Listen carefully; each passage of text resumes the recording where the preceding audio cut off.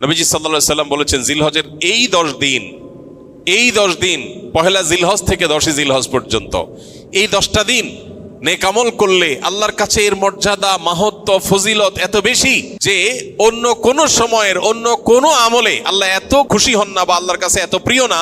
এই দশকের ভালো কাজ আল্লাহর কাছে যত বেশি প্রিয়। জিলহজের প্রথম দশকের যত গুরুত্ব কোরআন হাদিসে এবং সালাফে সালেহিনের আমলের মধ্যে বর্ণিত হয়েছে, আমাদের সমাজে এই 10টা দিনের ইবাদতের ব্যাপারে মানুষের অবহেলা যেন ততটাই চরমে।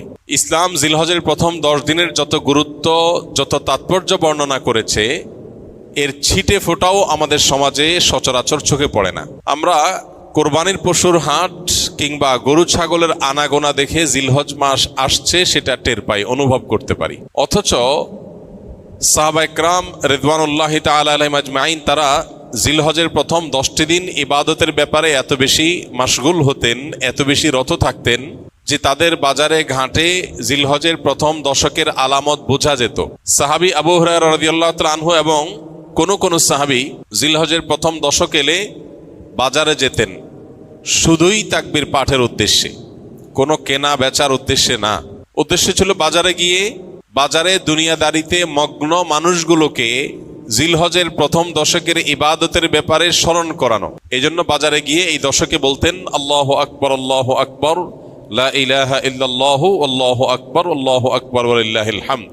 এই যে তাকবীর, তাহমিদ, তাহলিল, আল্লাহর একত্ববাদ, আল্লাহর বড়ত্ব এবং প্রশংসা জ্ঞাপন করা, এটা এই দশকের অন্যতম গুরুত্বপূর্ণ একটা আমল। এই আমল করবার জন্য সাহাবীদের কেউ কেউ বাজারে গিয়ে একটু সরবে বলতেন, যাতে করে তার শুনে শুনে অন্যরাও বলতে পারে।